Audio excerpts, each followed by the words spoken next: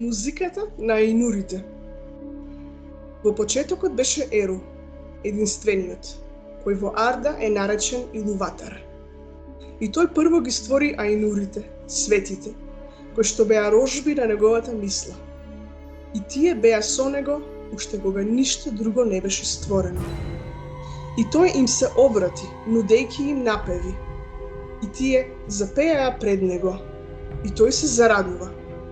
Долго пееја, секој сам или по неколкумина заедно, додека останатите слушаа, зашто секој го поимаше само оној дел од умот Илуватаров, од кој што беше створен, но и во поимањето за своите браќа бавно напредуваа. Но колку повеќе слушаа, толку повеќе достигнуваа до подлабоко поимање и растеа во еднодушност и благозвучие. Се збидна еден ден Илуватар да ги свика сите аинури и да им објави еден моќен напев, разоткривајќи им нешта повелики и почудесни од она што дотогаш им го беше открил. А славата на неговиот почеток и блескотниот свршеток ги восхити аинурите. Та тие се поклонија пред Илуватар и замолкнаа. Тогаш Илуватар им рече: од напевот што ви го објавив, сакам сега сите дружно и во благозвучие да створите голема музика. И зашто ви го вдахнав пламенот незалезен, ќе ги обзнаните сите моки, украсувајќи го овој напев секој со своите мисли и дарби, како што му е по волја. А јас ке седам и ке слушам и ке се радувам, зашто преку вас ова големо велелепие ке се разбуди во пој. Тогаш гласовите на аинурите, како харфи и лири, труби и свиралки, оргули и гуделки, пеејќи со зборови како недобројно хорје, започнаа да го обликуваат напевот на Илуватар во големата музика. И звук се крена од бескрајните вкрстели велодии, искаени во благозвучие, што во длабочина и висина и височина ја преминуваше чујноста, и пребивалиштата Илуватари се исполнија до прелевање, а музиката и оддекот од неа влегуваа во празнината, така што и таа не беше празна.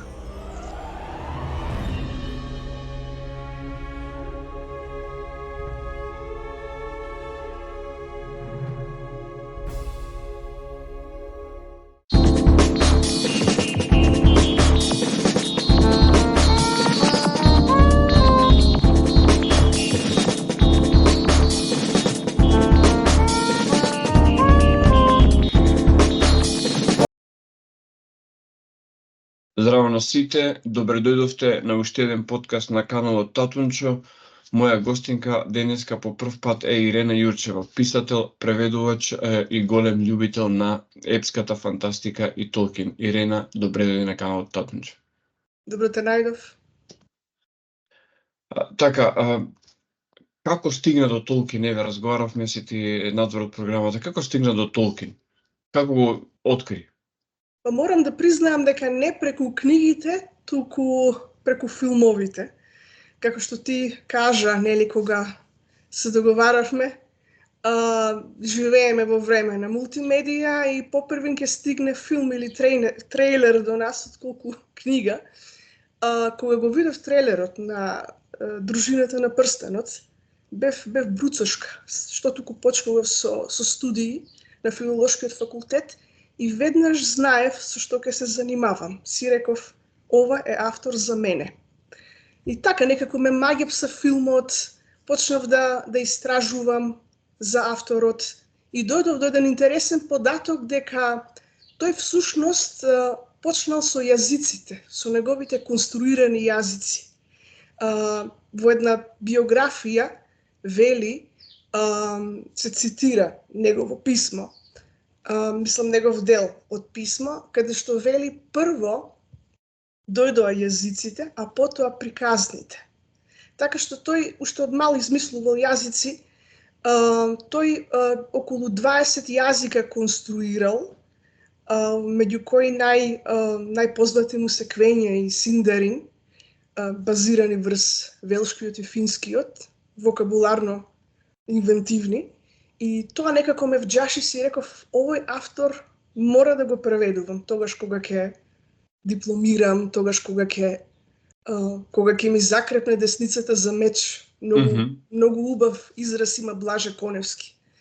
Кога ќе се развијам и како автор и како преведувач, ќе ми закрепне десницата за Андурил, така ли се викаше мечот на Арагон?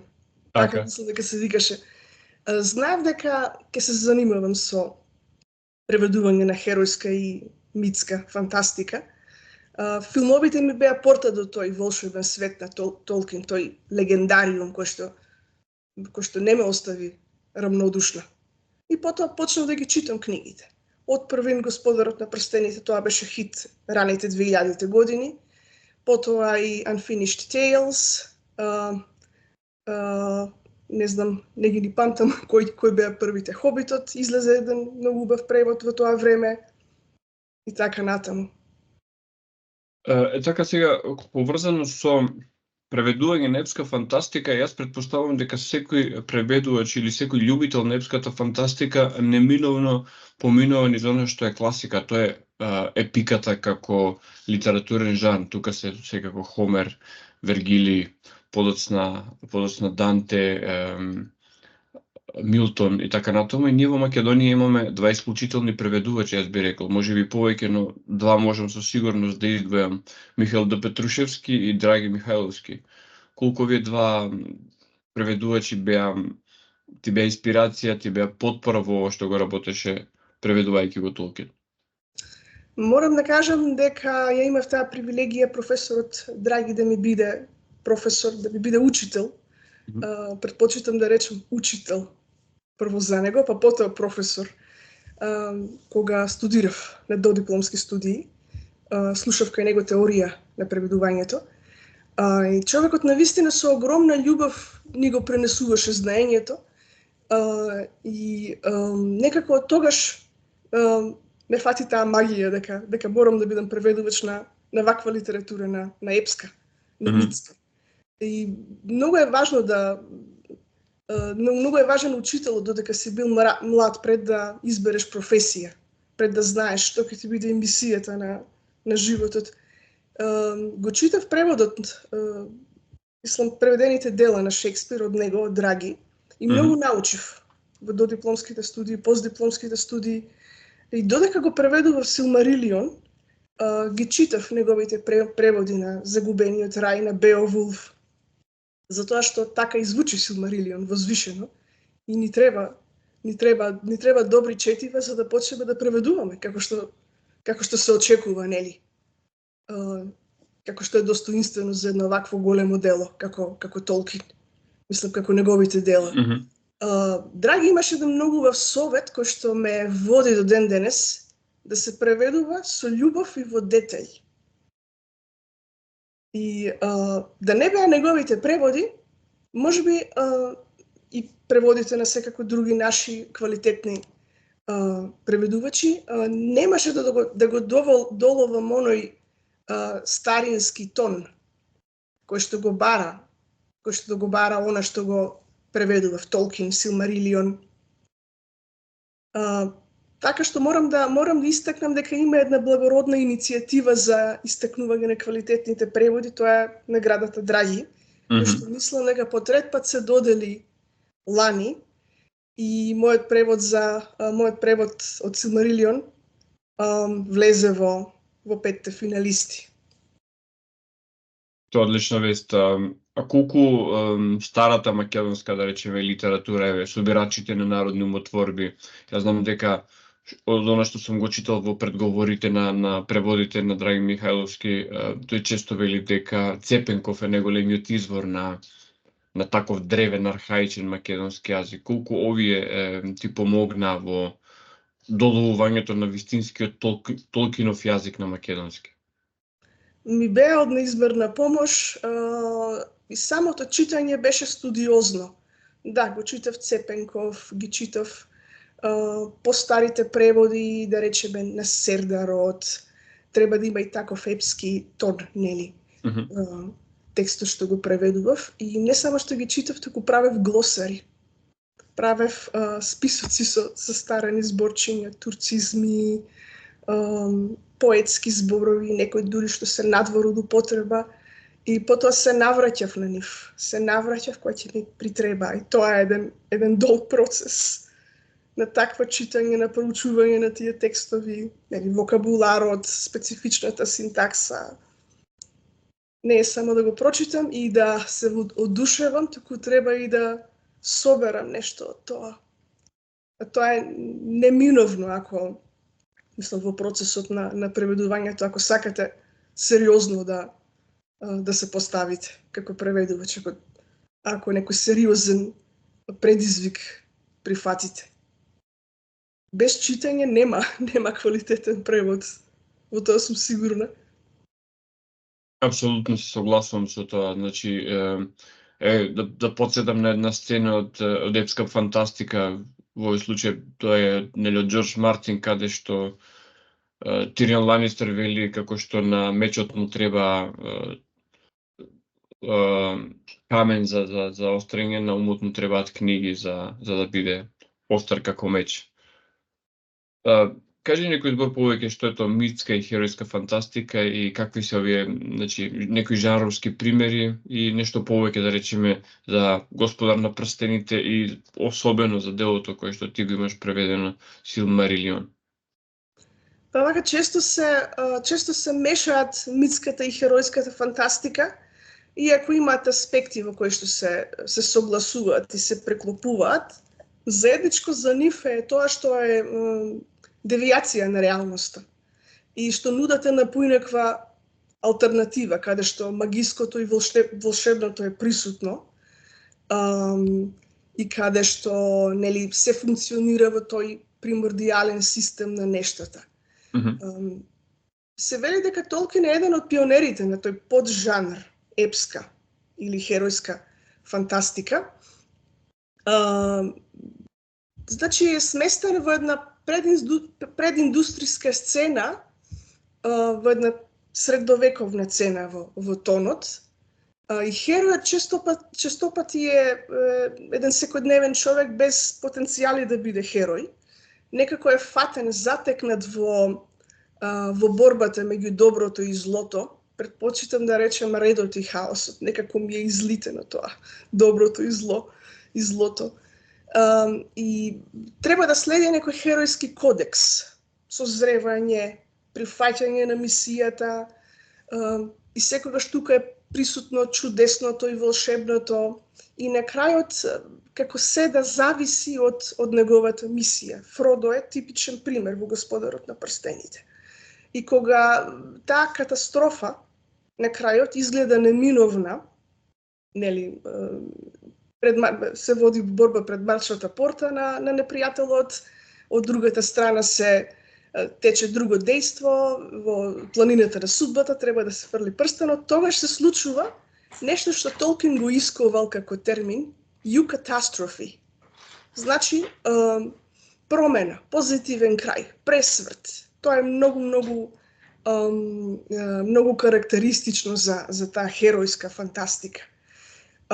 Исто така, можам да споменам дека има еден период пред Толкиновска херојска фантастика и пост-Толкиновска. Значи, толку и донел висок углед на тој жанр, толку му донел висок углед. Ги поставил стандардите за понатаму. И гледаме дека многу автори на тој поджанр го следат. Додека митската фантастика е нешто малку поинакво, почнува со вообичаено, нели, почнува со една космогониска приказна за создавање на светот од врховно божество или од виши сили, и ликовите се таму благородни, како елфи, како кралеви, и има за цел да ги оживее постарите архетипови. Мислам, тесно е поврзана и херојската и митската фантастика со митовите и со фолклорот, затоа што се тесно поврзани, нели, митовите, митологијата и јазикот. Исто и таму во митската фантастика има борба, конфликт меѓу антагонистички сили, но можеби малку нарацијата е поархаична отколку во херојската фантастика. И благодарение на Толкин повеќе заживеа овој поджарм во 20 век. Силмарилион перфектно се вклопува во овој поджарм, затоа што така и почнува со создавање на универзумот од врховно божество Илуватар Еру преку музика, преку песна. Тоа е нешто многу оригинално во Силмарилион. Преку песна се создаваат и духовните и материјалните нешта кои што постојат во космосот. Потоа нели следи од тоа митско време кај што добите не се ни бројат, се толку долги. Настапува едно рационално време, историско, и малку тонот повеќе историографски. Тука почнува историја на елфите, големите царства, војните, за на крајот да дојде до она позната приказна за потопот на Нуменор, на големото царство Нуменор и на веќе расата на луѓето, раса, видот. Тоа ми е влијание малку од неговата фраза, неговите зборови, кои што сакам да и најдам подобар еквивалент. Тоа би било онака накратко за митската фантастика, која што така звучи малку повозвишено од епската, но има и херојски елементи. Има и епски и херојски елементи како сличниот поджан на неа. Така, јас би ти дал, ако дозволи сугестија, на human race би можело да се преведе како човечкиот род, не мора да биде човечката раса. Да, човечки род. Да, некако многу ми влијае англискиот јазик кога зборувам на овие теми, е толку едноставно човечки род. Така.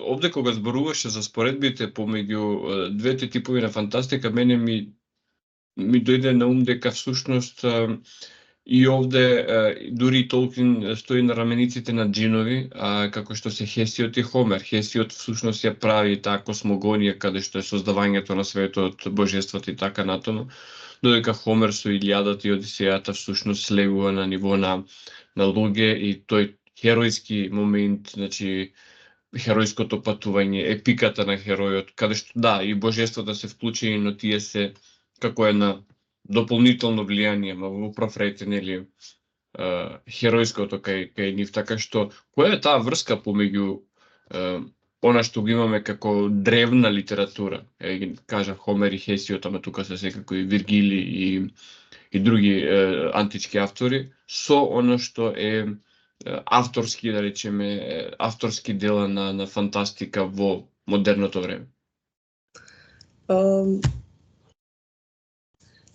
Фантастиката не е изум на 20 век кога станала популарна. Знаеме дека влече корени од древни времења и автори како Толкин и слични на него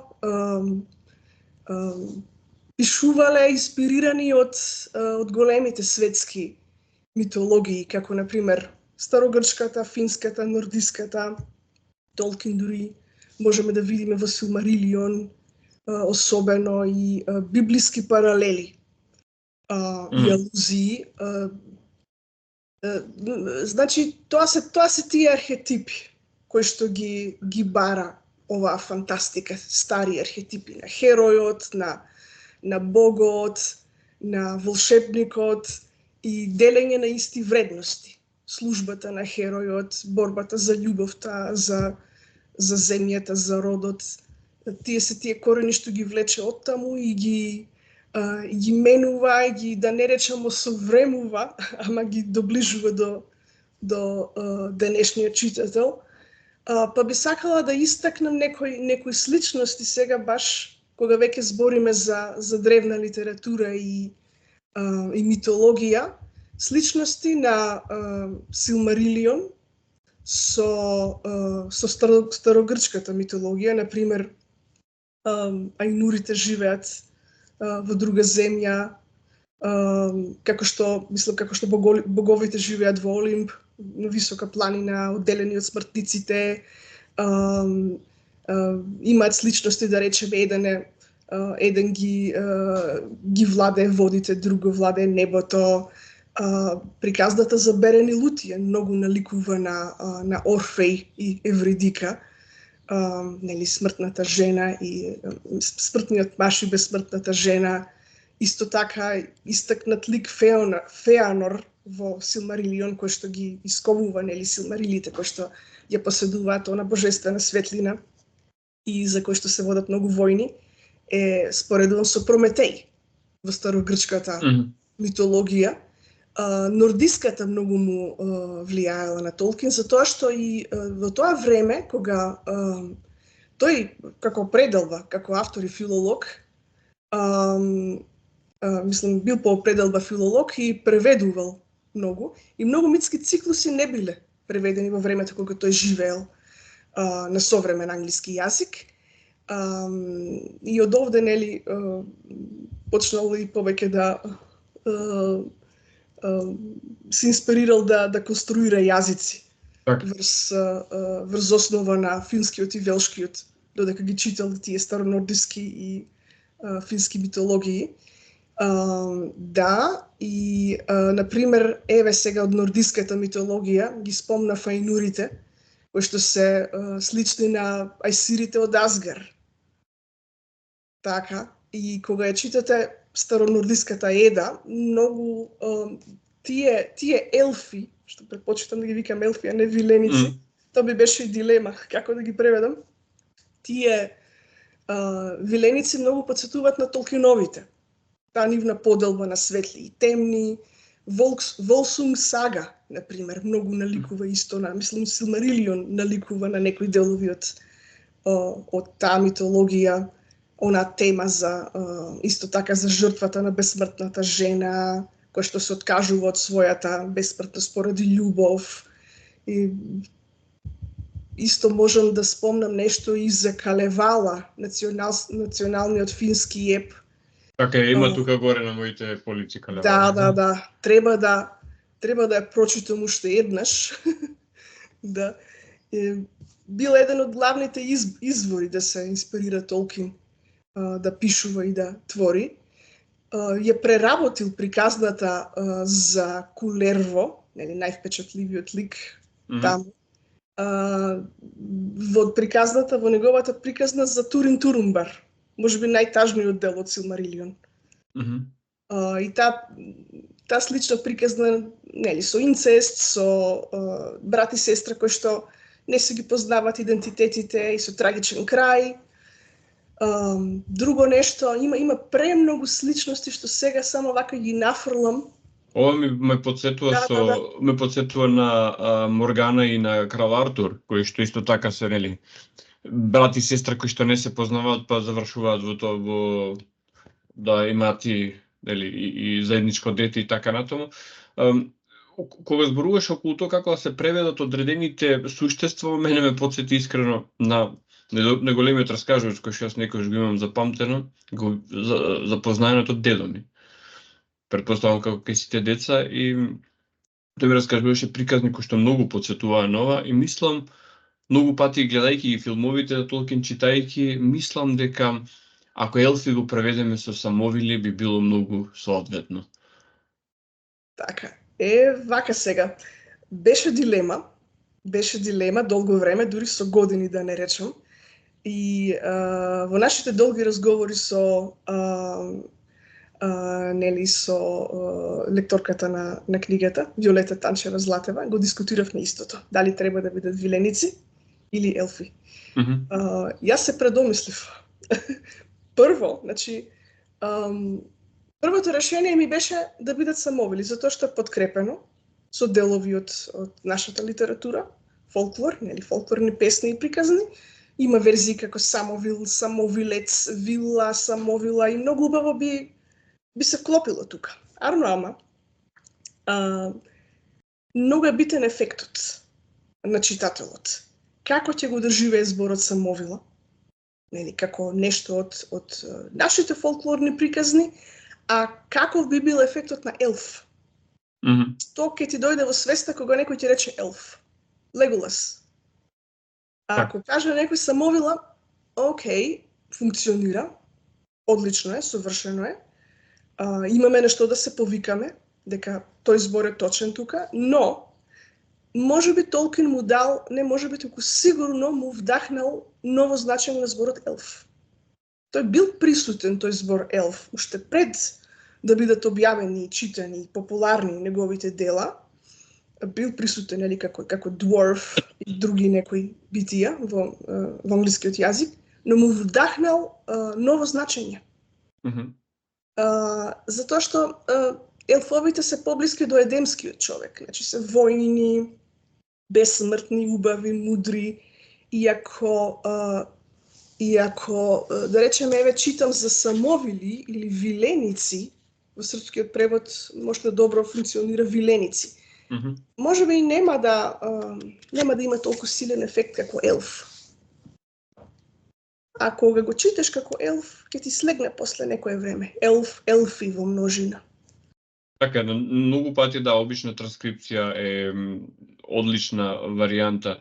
Мене овие суштества многу ме потсетуваат на езотеричниот пристап кон тоа како функционираат суштествата на странниот свет, каде што се поделени по елементите, така што џуџињата секако ги поврзувам со џуџињата елемент од земја. И така и се представени нели во светот на Толкин како некој кој што се под земјата копаат рудници едно друго. И додека овие елфите баш се поистоветуваат со елемент од вода, каде што дури и машките припадници се така малце женствени, феминизирани, убави, што не да речеме случај со орките кои што не би знал под кој елемент да ги поставам, ама ете, значи го има тој езотеричен момент кој што се пресликува во нарацијата на Толкин. Да, навистина, водата како нешто мистично, како елемент на мистичното и на нешто што се прелева на сите светови. И самите елфи, нели, во Толкиновиот легендариум, имат голема врска со соништата, можат и да комуницираат на тој начин, нели, тука поврзани со духовниот свет, кога некој, да речеме, му треба исцеление, оди во градината на соништата. Тоа е многу потсетува на елементот вода. Во врска со убавината што ја спомна на машките елфови, нема никаков опис, ми се чини, детален, дали наликуваат на жени, туку едноставно се кажува дека биле најубави меѓу сите битија во Арда, во светот, како што Толкин го нарекол. Можеби малку филмовите влијаат на тоа, да. Да си оформиме на слика дека не се мажествени. Всушност тие биле многу силни воини. Многу цврсти, многу со цврсти тела, со издржливи. Барем така се насетуваат сите тие погледи со битките. Така, какви беа предизвиците, значи кога се преведуваше вакво едно дело? Сега овде ќе ја покажам книгата која што претпоставувам ја познаваш, ова е Господар на прстените, македонскиот превод. Значи сега да не го спомнуваме авторот кој што има преведувано, но веќе е работено на преводи на Толкин во Македонија, колку не ги користеше како референца, ја да употребам странцизам, колку се подготвуваше за овој и имаш споменато дека ова е дел и од твојот магистерски труд, значи целава методика околу преведувањето.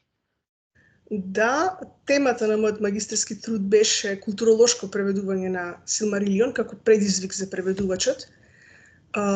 Да, се консултирав и со тие преводи, веќе преведените дела на македонски, Господарот на прстените и Хобитот, но и си оформив и мои мислења и решенија за превод на некои имиња.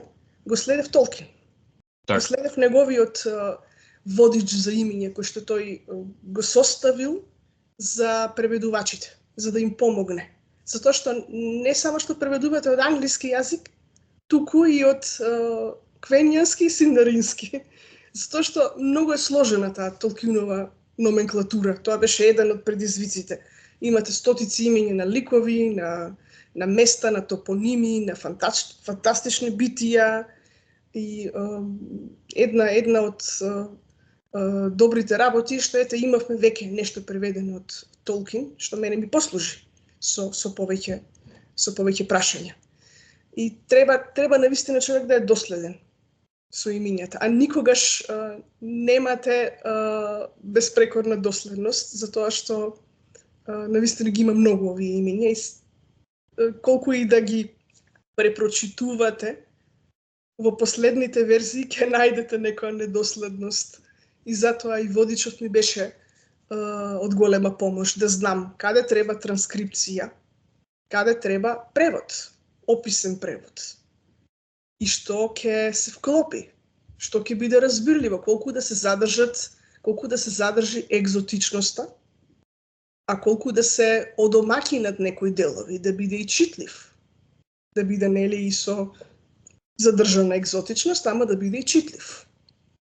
Истиот превод, еден од тој голем предизвик беа имињата и тоа и го нагласи во магистерскиот труд. Значи треба да се има предвид дека е и невозможно да се откине од митологијата јазикот, затоа толку се мислев меѓу елф и виленик.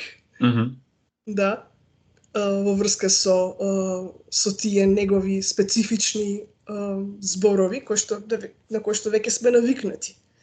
И скоро на секоја страница имаше дилема колку овој збор или оваа фраза ми дозволуваат слобода и креативност како преведувач, нели да го задржам тој Толкинов печат, тие негови карактеристични зборови кои што треба да бидат присутни, а колку да биде одомакинет.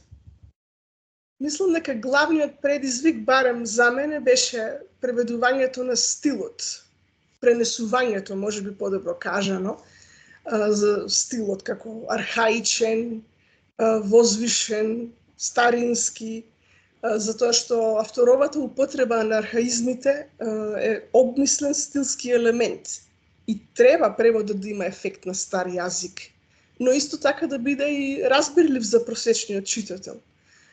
И сега јас како преведувач се речиси во секое поглавје, секоја страница и фраза се среќава со дилемата дали да го осовременам текстот или да го архаизирам.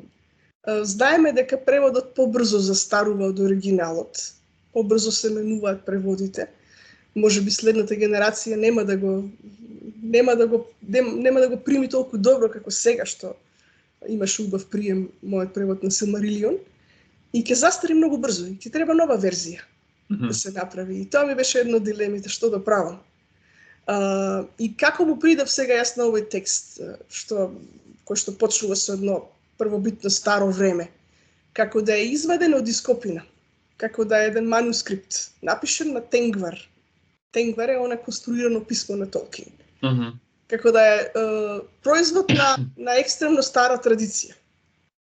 И морав да бидам внимателна со изборот на зборови, да има тука вклучено и застарени поетски зборови, црковнословенизми, да бидат карактеристични за уметничкиот стил, архаизирана граматика, морфологија, што можеби малку чудно ќе звучи за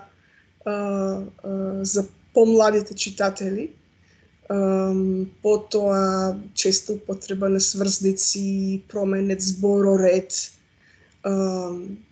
И има дури една разлика помеѓу едноличниот тон на раскажување и директниот говор на ликовите. Директниот говор се чини како да е по архаизиран, да. Побогат со таква лексика. И таа разлика требаше да ја следам. Но за среќа,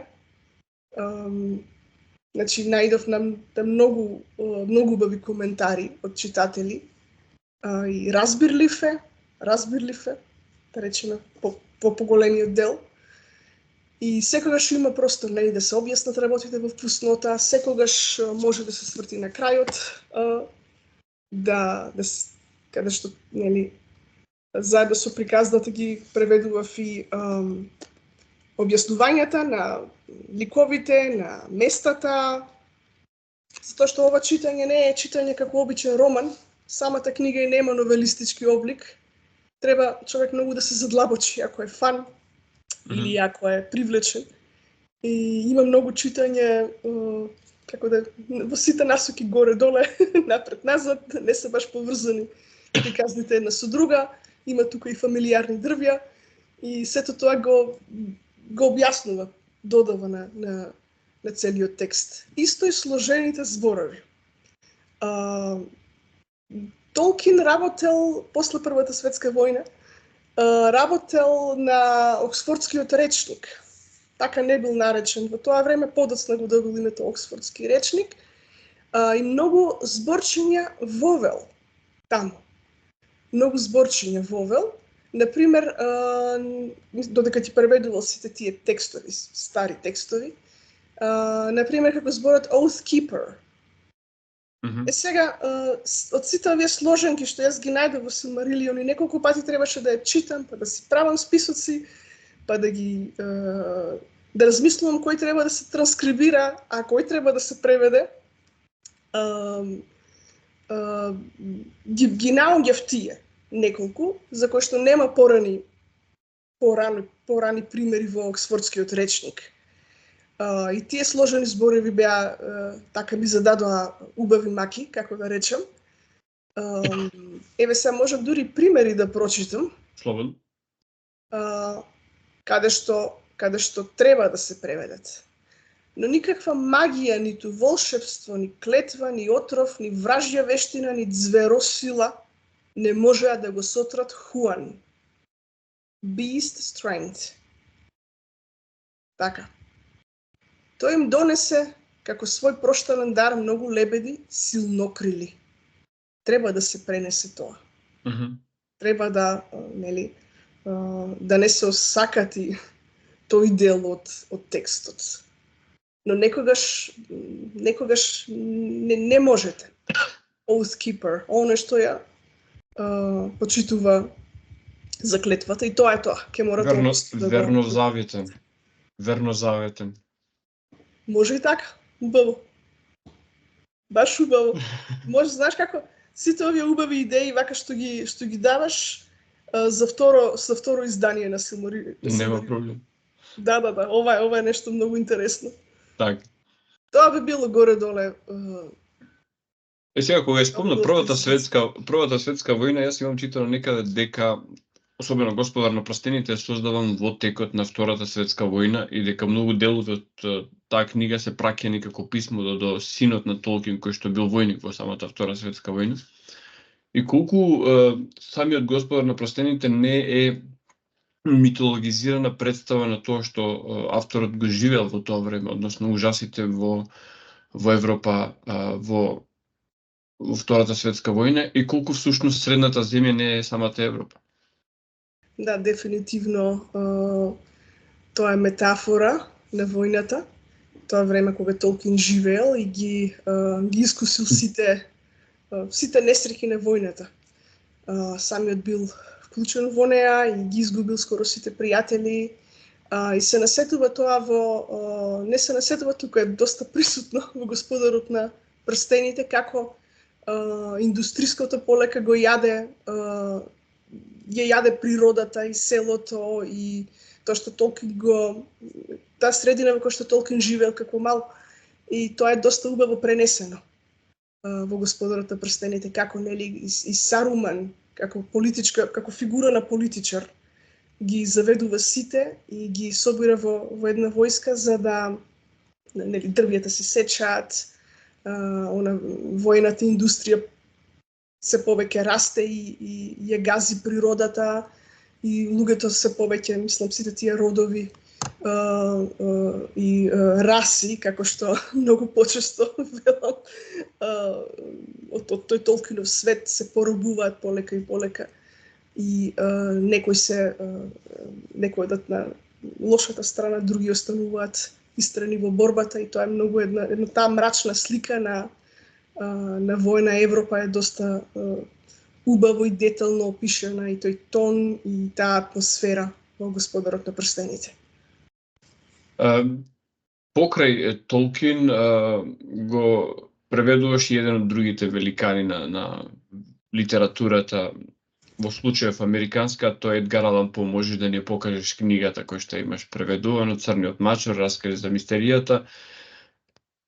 Предпоставувам дека подеднакво интересен иако различен предизвик од она што е Толкин. Кажи ни збор-два повеќе за предизвиците што ги имаш околу преведувањето на Едгар Алан По.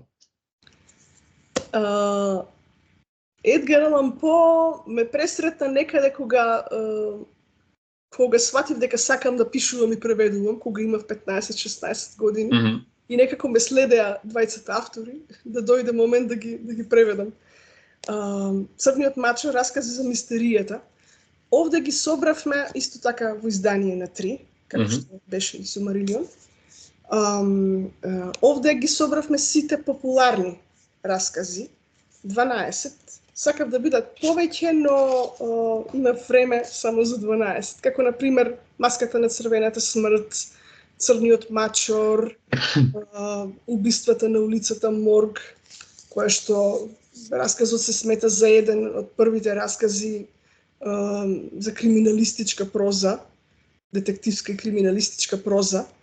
Нешто што е заедничко за Толкин и за Едгар Алан По е непознатото.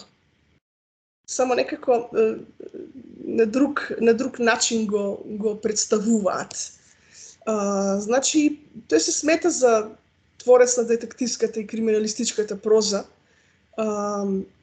и му се припишува заслугата за научна фантастика, за појавата на научната фантастика на Едгар Алан По.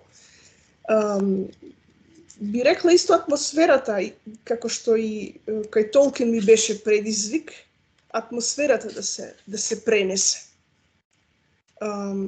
Исто што видов кај Едгар Алан По е точните изрази, она точен и прецизен израз, што треба да му најдеш еквивалент.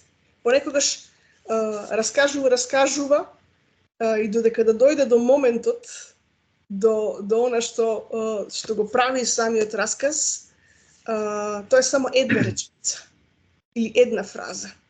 И толку треба точно да ја пренесете за да го зачувате ефектот. Тоа е исто карактеристично за Едгар Алан По, многу е прецизен кога опишува сцени, многу е дескриптивен, описите се долги додека да дојде до оној момент што се чека, што се исчекува. Јазикот нормално е пребогат и се радувам што зборообразувачката моќ на македонскиот јазик е многу голема. Многу често слушам од читатели дека јазикот не ни е богат, не можеле добро да се изразат, подобро е сватиле приказната во оригиналот кога се читала. Да, така е тоа, навистина. Секогаш преводот ќе биде второстепен во однос на оригиналот и никош нема да го има достоинството на оригиналот, но преведувајќи ги овие двајца великани, сватив дека ако копаме по македонскиот јазик, по старите книги, ќе најдеме многу бисери. И да, предизвикот да се преведе Едгар Алан По да се достигне тој негов прецизен израз, мислам да се разбере, да се доживее, пошто на моменти е и многу тежок да се разбере што сакал да каже. Многу е сложен во мислата. Треба да го препрочитувате неколку пати, да ја доживеете што сакал да каже. Така, ова што го кажа дека поинтата на расказите ја има всушност во последните неколку реченици, или ако не и во самата последна реченица, го немав забележано претходно свесно, а сега ми станува јасно дека навистина е така, дека всушност целата наратива е за да таа една реченица биде разберена, а дека всушност расказот е во таа реченица. Да, например, еве овален портрет, толку многу опишува, толку е точен, За на крајот да испадне дека жената што ја портретира сликарот е мртва. Вау. Брилијантен расказ. Не многу познат како Убиствата на улицата Морг или Црниот мачор. Брилијантен расказ. Затоа го ставив прв. Една работа која што би сакал да ја додадам на она што го кажа претходно, околу тоа дека преводите не се доволно добри и дека оригиналот е подобар, е затоа што имаше едно време тренд, а претпоставувам дека тој тренд некаде уште трае, со појавата на Google Translate и слични работи, многу дела беа објавени преведени така. Значи, многу мизерно преведени и нормално читателот кога ќе ги отвори, ги гледа тие недостатоци. Јас многу книги, големи наслови сум видел така преведени, дури родот кај именките не е соодветно ставен, затоа што немале време или не сакале да седнат и да го проверат тоа што го превеле, и нормално младите генерации соочени со такви преводи, мислат дека нашиот јазик е сиромашен. Јас им препорачувам да ги читаат големите македонски автори, како што е Славко Јаневски, Малески, како што е Петра Мандриевски и слични, Венко Андоновски од поновите, ќе видат колку богат јазик имаме. Вклучително и твоите преводи, нормално. Ти благодарам. Дали едно капитално дело преведено на македонски е бизнис? Многу често преведувачите се соочени со кратки рокови и еден класик не можете вие да го преведете за месец и пол и веднаш да излезе со добар квалитет на саем. Со дискутабилен квалитет. Така. Такви преводи за жал се наоѓаат во нашите библиотеки достапни за секого. И за младите читатели кои што се уште го учат јазикот. Често пати преведувачите се губат во пазарната логика и затоа излегуваат импровизации, преведени од посредни преводи, како например српскиот превод, и се осеќа таа конструкција што не е ни македонска. Се осеќа таа синтакса што не е наша. И тоа за прибирливите читатели е катастрофа. За жал.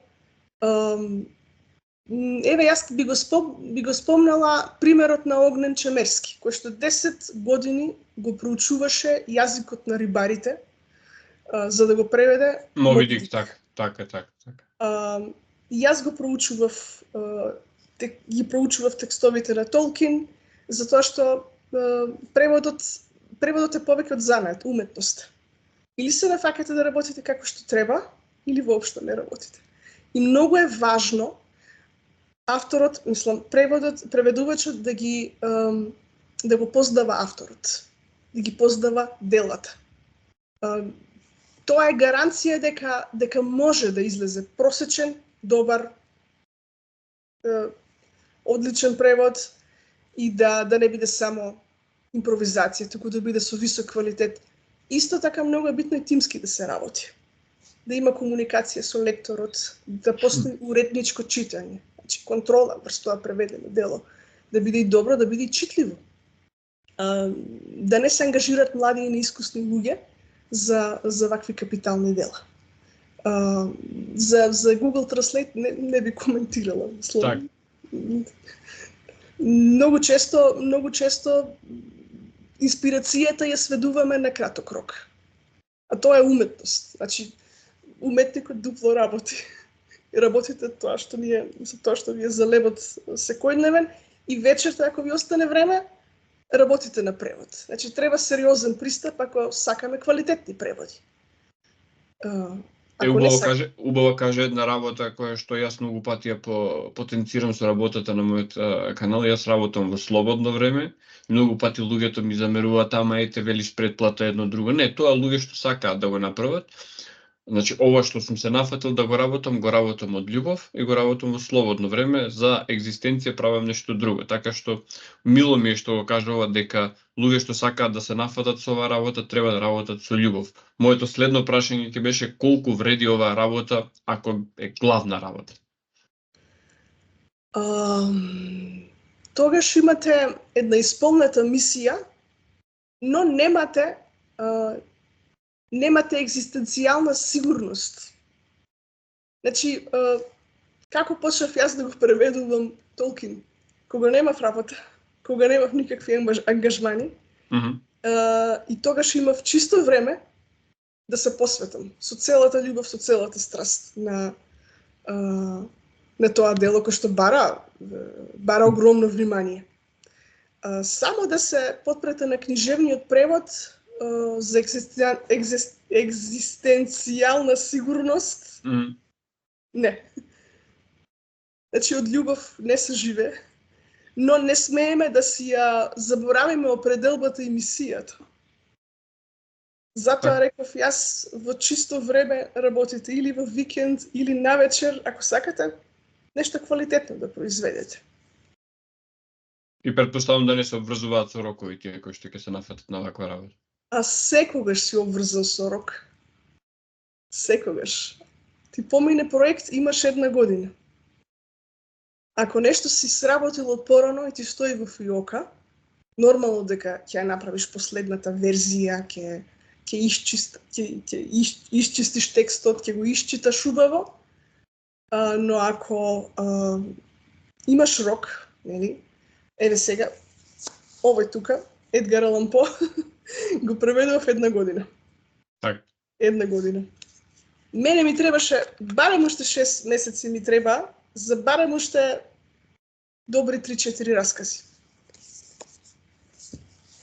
Така бе, веројатно е тоа инспирација за второ издание, така? Да. Не, јас сум задоволна од ова. Јас сум задоволна од ова, дефинитивно, но секогаш можеш подобро. Секогаш си велиш, чекај, ова можев поинаку да звучеше, можев уште еден расказ да додадам, да дојде до она 13-ка бројка. Така. Ни тоа не успеав, да дојде до 13 број раскази. Ирена, јас ти благодарам за ово гостување, се надевам дека ќе биде прво во редицата многу гостување и се надевам дека многу често ќе се гледаме со многу твои нови дела. Фала ти многу, Владко, за одвоеното време и простор и за убавиот разговор и се гледаме во некој следен подкаст.